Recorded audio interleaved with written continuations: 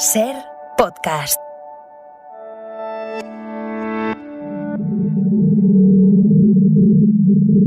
Este ruido casi molesto es el sonido del futuro del planeta, el sonido que emite una plataforma de hielo de la Antártida. Crónica 24/7. Es el sonido del cuarto continente más grande, cubierto de hielo en un 95% de su superficie. El sonido del llamado corazón de los océanos, porque hace bombear las corrientes marinas, porque regula el clima. Es el sonido del, como dice el secretario general de la ONU, Antonio Guterres, el gigante dormido. Y por desgracia, este gigante está empezando a despertar por culpa de una pesadilla, por culpa del calentamiento global. Eva Aguado. Antarctica sea ice is at an all-time low. Ya hay muchas evidencias científicas de que el hielo de la Antártida se está derritiendo a un ritmo récord. Episodio 119. Está en el nivel más bajo que se ha registrado nunca. En el último mes de septiembre había perdido 1,5 millones de kilómetros cuadrados de superficie. Como si de golpe, decía Guterres, hubieran desaparecido Portugal, España, Francia y Alemania juntas. En este reportaje de Crónica 24/7 no te damos números, te ofrecemos las fotos que nos han enviado desde la Antártida un grupo de científicos españoles, fotos que ya son de otro color.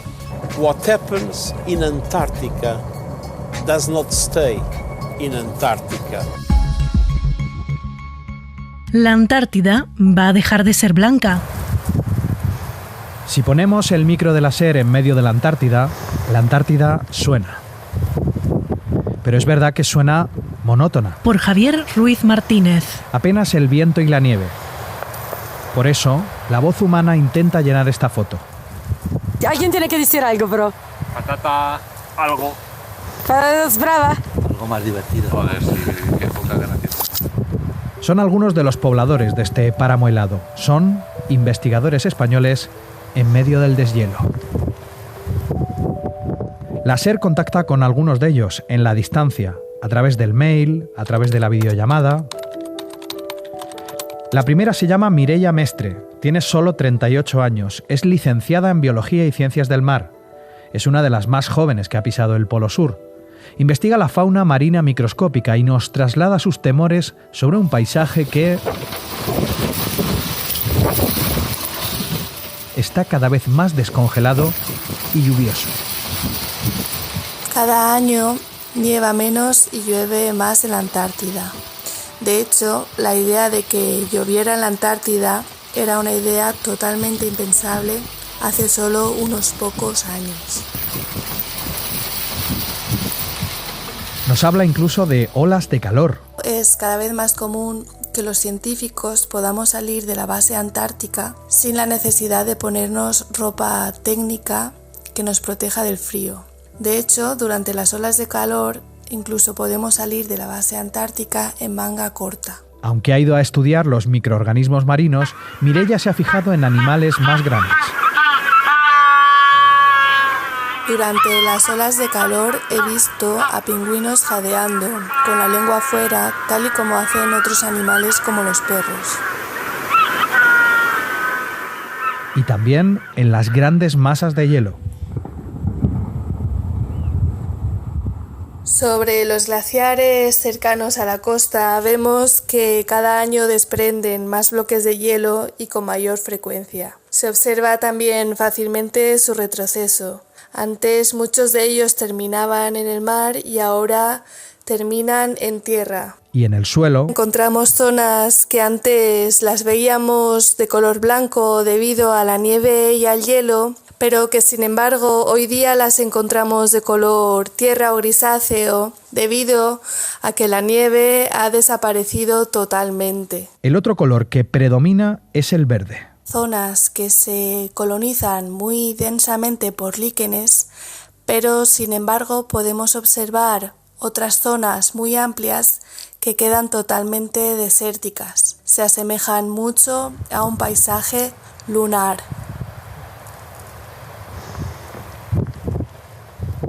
Y desde su juventud habla con los más veteranos de lo que está viendo ella y de lo que vieron ellos. Estos compañeros están muy alarmados por los cambios tan acelerados que han observado en los últimos años. Ellos nos muestran fotografías que han tomado a lo largo del tiempo y sorprende sobre todo cómo estos cambios han sido muchísimo más acelerados en los últimos apenas 3 años.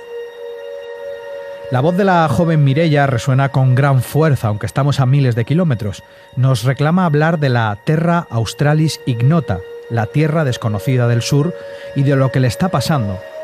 Por eso seguimos contactando con españoles que están sobre el suelo en la Antártida. El siguiente es Marc Oliva. Es miembro del Grupo de Investigación de Ecosistemas Árticos, Antárticos y Alpinos. Ha estado allí para ver si la respuesta de los glaciares en la actualidad difiere de lo que ha acontecido anteriormente o si es algo que ya ha sucedido en el pasado, por lo tanto pues es parte de la respuesta del sistema natural a una tendencia de calentamiento. Y sí, algunos glaciares, no todos, dice Marc, están desapareciendo. Estamos viendo que en algunas zonas los glaciares son bastante estables, muestran resistencia al calentamiento, mientras que en otras pues los glaciares parecen que están mostrando un comportamiento que no se ha visto en el sistema natural en los últimos miles de años, y la respuesta es de un adelgazamiento notable. Y la tercera es Asunción de los Ríos, es investigadora del Museo de Ciencias Naturales. Acaba de llegar en el Hespérides. He venido a la Antártida para estudiar líquenes y microorganismos que colonizan las rocas. Va a estudiar a los comedores de rocas. Que al ir colonizando las rocas también la van degradando, es como si se la fueran comiendo, de forma que producen una serie de minerales y de nutrientes que son fundamentales para el ecosistema y que son liberados gracias a esa acción. Y también ha visto ya los glaciares retrocediendo. Cada vez se ve que están perdiendo más hielo, están retrocediendo. De hecho, nos envía un vídeo tomado estos días en la Antártida. Además, eso lleva asociado a que cada vez hay más suelo que está siendo colonizado. De esta manera lo que hacemos es ver que la Antártida cada vez está más verde y menos blanca. Lo que escuchan es un río. En un paisaje ya sin nieve, el agua se desliza entre las rocas negras. Es agua del deshielo de un glaciar, un cauce absolutamente inusual.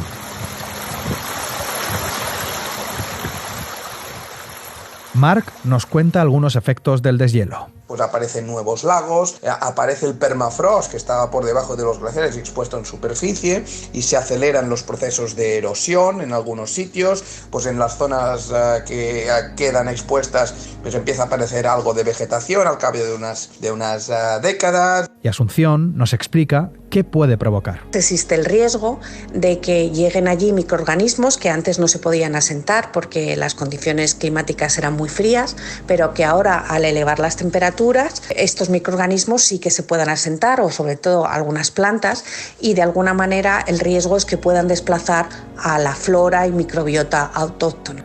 A pesar de todas sus advertencias, Marc nos pide también no caer en el alarmismo sobre lo que está pasando en la Antártida.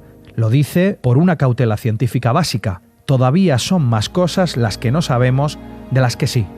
Por ejemplo, nos cuenta que están aprendiendo sobre la capa de permafrost. Se sabe que almacena una gran cantidad de carbono almacenado en la subsuperficie y este carbono pues parece que gradualmente se va a liberar a la atmósfera, pero no sabemos cómo, ni cuánto, ni de qué manera, ni dónde está justamente este carbono, en qué forma está, dióxido de carbono, está en forma de metano. Empezamos a saber cosas ahora. Asunción es más tajante.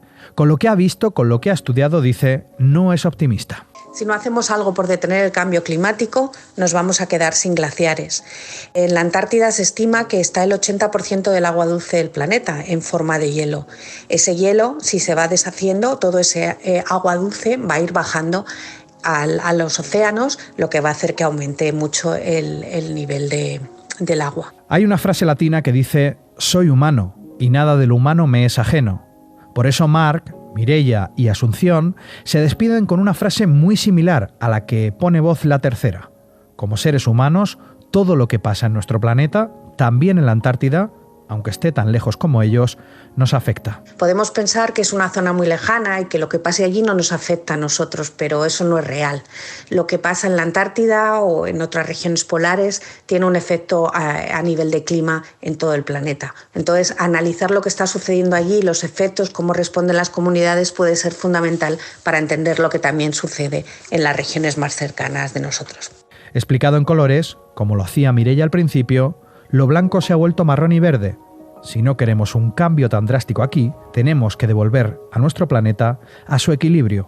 Proteger la Antártida será proteger la Tierra.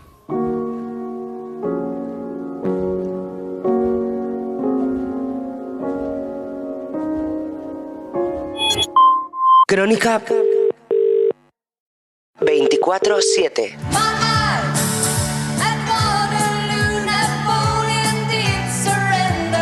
Este año no va solo de poner en marcha carreras musicales de las que hacen época, como la de la banda sueca ABBA. Our 12 points go to Spain.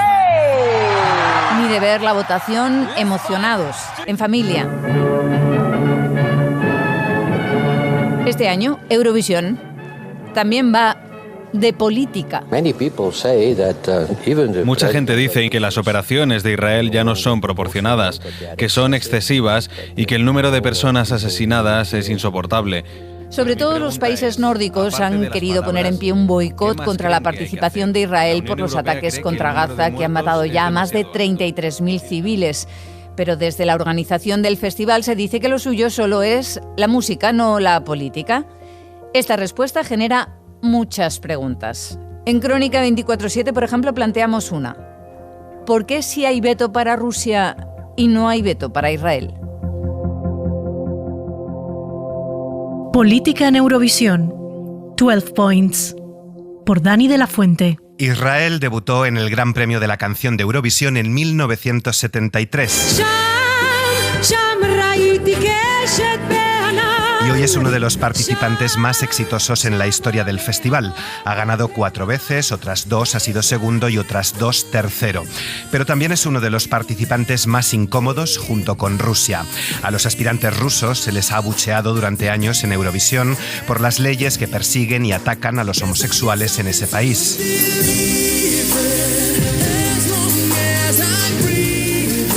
En 2008 ganaron con este tema, en 2009 el festival se celebró en Moscú con críticas de los colectivos LGTBIQ+, y la ausencia de algunos países por la guerra de Rusia contra Georgia en Osetia del Sur.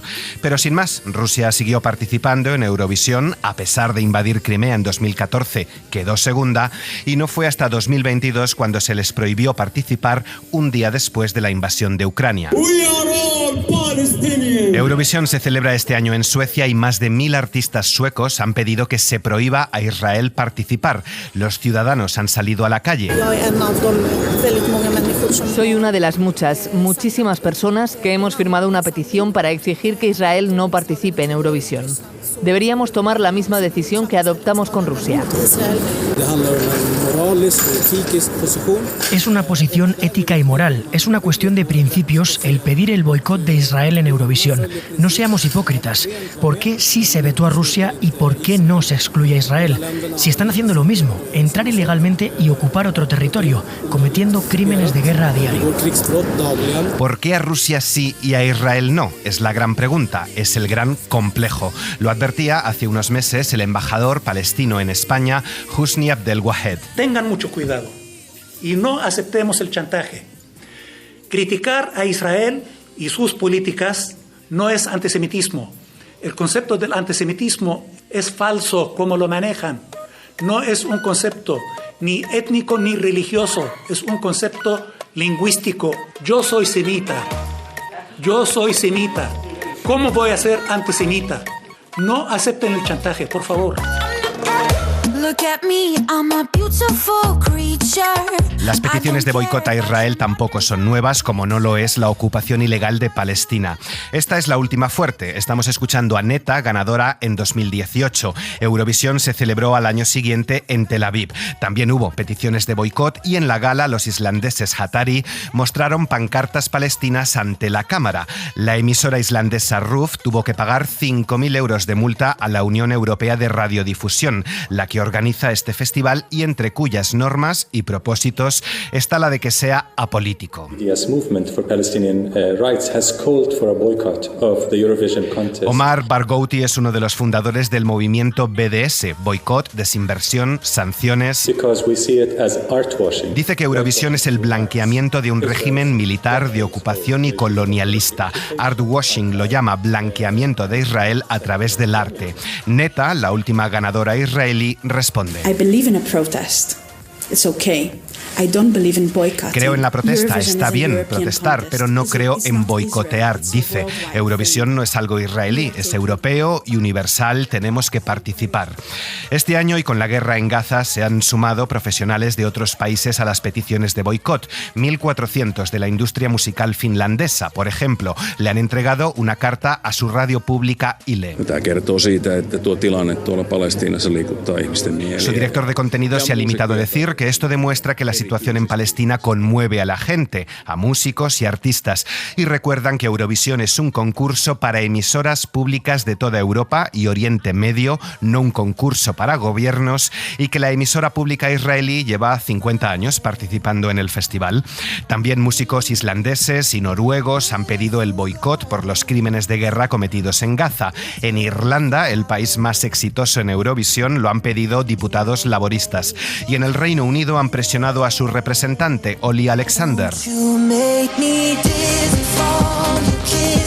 450 personas, entre artistas particulares y organizaciones queer, él lo es, han firmado una carta abierta pidiéndole que se retire. La cosa es que el cantante británico firmó, junto con otros aspirantes de países como Irlanda, Noruega, Portugal, San Marino, Suiza, Dinamarca, Lituania o Finlandia. Olly Alexander firmó una declaración pro-palestina de una organización que describe los acontecimientos en Gaza como una escalada del régimen de apartheid israelí. La embajada de Israel en Londres puso el grito en el cielo, pero a esta petición de boicot, él dice ahora que no se baja del carro, que es un privilegio representar al Reino Unido en Eurovisión, que entiende las peticiones de boicot, que se lo ha pensado y que apoya las peticiones de un alto el fuego en Gaza. Pero el objetivo, sentencia Olly Alexander, es representar a su país. ¿Y en España qué?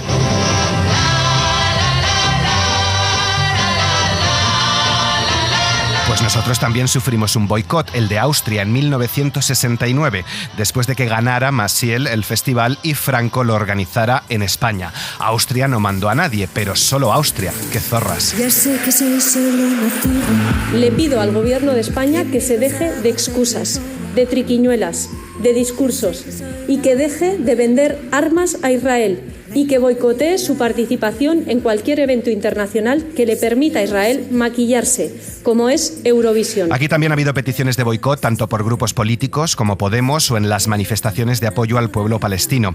Pero Radio Televisión Española lo tiene claro. Ana María Bordás es la jefa de la delegación española en Eurovisión y María Eizaguirre, directora de comunicación. España ha anunciado su participación en el Festival de Eurovisión 2024. Y esa es nuestra posición, es un festival de música, aquí ni entramos ni salimos, vamos a participar. Yo estoy, como sabéis, en el grupo de referencia de Eurovisión. Esto se ha debatido en el grupo de referencia, no ha habido ningún país que haya dicho que no se va a presentar por las circunstancias terribles que están sucediendo en Oriente Medio y nada más que decir. Ya dimos a conocer la posición de Radio Televisión Española. Seguimos exactamente en la misma posición. Como sabéis, somos uno de los socios. Ahí se producen una serie de debates internos y al final se toman decisiones que no corresponden de manera individual a Radio Televisión Española y que nosotros de manera individual asumimos como parte de la organización de Eurovisión. Es un tema que incomoda y mucho a la corporación pública. Lo comprobamos cuando nuestra deslenguada favorita, Inés Hernández, lo soltó así al lado de María Izaguirre.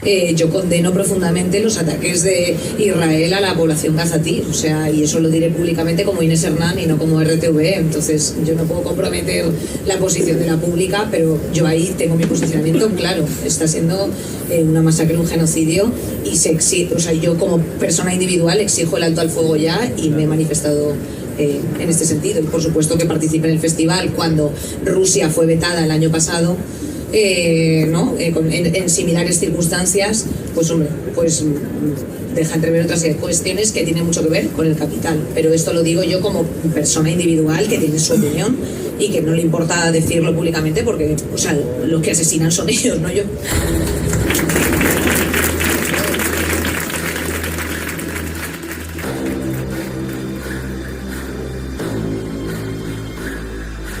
Write out my symphony, play with me, look into my eyes and see. People walk away but never say goodbye. Eden Golan es la aspirante israelí con este huracán. Es la segunda propuesta que manda Israel este año después de vetarles la primera por política, por hacer alusión a los ataques de Hamas del 7 de octubre. Eden Golan, por cierto, no ha estado en las pre-party eurovisivas españolas, que se celebraron el pasado fin de semana. Dice Radio Televisión Española que no se ha cursado invitación por una decisión discrecional de la organización. Pero ¿por qué Rusia no e Israel sí? Es la pregunta que sigue en el aire. Una decisión, como diría Radio Televisión Española, discrecional. No acepten el chantaje, por favor. לא צריך מילים גדולות, רק תפילות, אפילו אם קשה לראות, תמיד אתה משאיר לי אור אחד קטן. Crónica 24/7.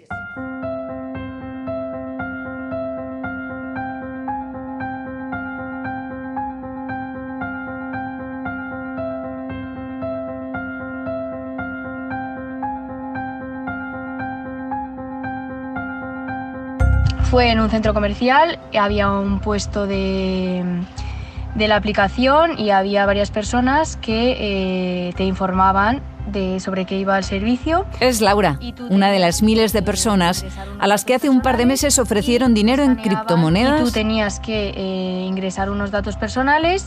Por escanear su iris. Y te escaneaban la cara en forma de verificación para que no te pudieses hacer cuentas dobles. Ella, como otros muchos que han acudido a este reclamo comercial, no sabía lo que estaba haciendo. No sabía que estaba vendiendo, como dice el abogado especializado en protección de datos Eduard Blasi, una de las informaciones más personales que tenemos. Entre otras cosas, nos acompaña toda la vida. Y de hecho es uno de los datos más unívocos, es decir, no sufre prácticamente modificaciones a lo largo de la vida. En el caso de un hipotético hackeo, una información que en manos de una empresa o una aseguradora nos puede cerrar muchas puertas. Concretamente el iris permite obtener datos relativos a la salud de las personas. Y esto es algo bastante relevante, sobre todo por la sensibilidad que representa proporcionar este dato a determinadas empresas donde especialmente se desconoce la técnica o el procesado de información que realizan. La Agencia de Protección de Datos primero y la Audiencia Nacional después han impedido a la empresa WorldCoin, que había puesto en marcha este tráfico de información personal, que siga con el negocio. Pero en Crónica 24/7 nos preguntamos, ¿dónde van los iris escaneados ya? ¿Y por qué valen tanto? Esto es lo que cuesta tu iris. 400.000 españoles han vendido su iris a cambio de unas criptomonedas. Por María Manjabacas. En números son muchos y la historia es la misma. Obedece a un patrón y a un perfil sobre todo de gente joven captada en los centros comerciales. El caso de Laura. Ganó 300 euros que daban al principio. Atraída por el dinero, dio mucha información sin saberlo y con alguna explicación. No, la primera vez que me hice la cuenta no me informaron sobre la utilización de mi iris, pero a medida que ha pasado el tiempo y han salido estudios y han salido noticias que en algunos países lo han prohibido, me he enterado de que mi iris pues, podría ser utilizado para cualquier tipo de estudio o información sobre clientes, pero cuando me lo hizo la primera vez no estaba enterada. por Google se ha enterado de que su iris puede ser utilizado. Pero ahora viene la pregunta, ¿para qué? ¿Puedo saber dónde está mi iris? Ofelia Tejerina es presidenta de la Asociación de Internautas. Ese dato, una vez que lo has entregado, no tienes garantías de que vaya a ser utilizado correctamente y conforme a las leyes. Por lo tanto, el riesgo inicial es que pierdes el control sobre esa información, puede ser vendido a terceros y no vas a saber quiénes son esos terceros. Por lo tanto, esto en las manos equivocadas puede también provocarte serios perjuicios. Imaginemos en manos de aseguradoras que no tienen autorización para tratar esos datos. Pues pueden considerar si darte o no darte un seguro de salud, por ejemplo. Es uno de los riesgos, también con interrogante, porque realmente del iris se sabe poco y lo que sabemos ha llegado en parte con el cine, asociado a películas de ciencia ficción donde se abren las puertas con la mirada. Todo el mundo en este planeta tiene un par de ojos únicos. Hay una chica en la India con un patrón de iris idéntico al de Sophie. Imposible. A lo mejor el ojo sí que es como una ventana al alma. Como la voz o la huella, el iris de cada persona es único, no cambia con el paso de los años, se mantiene inalterable a lo largo de la vida y eso es lo que lo hace tan valioso, como nos explica Eduard Blasi, abogado experto en derecho digital y divulgador en el canal Tech and Law. En particular, el iris parece ser un dato biométrico, vamos a decir, de alta gama. A diferencia del rostro, el iris, al permanecer prácticamente intacto durante toda la vida, los falsos positivos que puede ocasionar son bastante menores, con lo cual es un dato biométrico más preciado, más fiable y que realmente proporciona numerosas ventajas a las empresas, pero también a los usuarios. Y es que tiene una parte de utilidad para el usuario que ya se está viendo y que se va a ver todavía más, por ejemplo, en los teléfonos. Lo vemos diariamente con los móviles, es decir, la mayoría de personas ya tiene implementado un reconocimiento facial o de huella a la hora de accionar el móvil, pero ahí hay que mirar qué tipo de tratamiento se realiza, dónde se guarda la información. Vemos que en el móvil se guarda en local y de forma cifrada y no va a una base de datos centralizada. El impacto es mucho menor. Esto es, en los teléfonos el dato lo custodiamos nosotros y de momento, según el experto, como que no ve, a diferencia de las películas, que el iris nos vaya abriendo las puertas. Pensar en abrir puertas con el iris de forma extendida al gran público, a mí me cuesta pensarlo. Ahora bien, en zonas reservadas, en ciertos perímetros de seguridad, en infraestructuras críticas o en sitios donde exista un determinado riesgo, pues ¿por qué no? Esta tecnología quizás sería incluso de ayuda y permitiría garantizar una mayor seguridad. Estos serían los usos buenos y teóricamente es el objetivo de la empresa que ha recogido el iris, registrar a la población para que sea fácil distinguir si el avatar con el que estamos hablando en Internet es una persona o es inteligencia artificial. Pero la parte B, a nadie se le escapa, es información que vale oro y que puede acabar en malas manos. Los ciberdelitos están a la orden del día y que muchos datos, lamentablemente, pasan a manos de ciberdelincuentes. Si facilitamos cierta información que además es sensible, el impacto que podría generar al usuario pues es mucho mayor y el usuario debería generalmente pensarlo 2 veces antes de facilitar este tipo de información. Y como información útil, la Agencia Española de Protección de Datos no solo ha impedido a WorldCoin que siga recogiendo esta información, decisión avalada ya por los tribunales, sino que además no permite que se trate los datos que ya tiene de 400.000 usuarios que a cambio de dinero han vendido, como Laura, su iris. Estos datos deben estar bloqueados, no se pueden compartir con terceros y en caso de incumplimiento la empresa se expondría a una multa de 20 millones de euros. Crónica 24/7. Esto es Crónica 24/7, el podcast de reportajes de la cadena SER que cada semana busca y te ofrece testimonios, historias. Es cada vez más común que los científicos podamos salir de la base antártica sin la necesidad de ponernos ropa técnica que nos proteja del frío. Información, miradas. Es una posición ética y moral. Es una cuestión de principios el pedir el boicot de Israel en Eurovisión. No seamos hipócritas. ¿Por qué sí se vetó a Rusia y por qué no se excluye a Israel? Si están haciendo lo mismo, entrar ilegalmente y ocupar otro territorio, cometiendo crímenes de guerra diario. Crónica 24/7 es una producción de Ser Podcast. Ese dato, una vez que lo has entregado, no tienes garantía de que vaya a ser utilizado correctamente y conforme a las leyes. Por lo tanto, el riesgo inicial es que pierdes el control sobre esa información, puede ser vendido a terceros y no vas a saber quiénes son esos terceros. Por lo tanto, esto en las manos equivocadas puede también provocarte serios perjuicios. Dirección: Eva Aguado. Está en todas las plataformas. Suscríbete. Realización y diseño sonoro: Juan Aranaz. Disponible los sábados a las 10 de la mañana en la aplicación y la web de la cadena SER y en las principales plataformas. Cadena SER. La radio.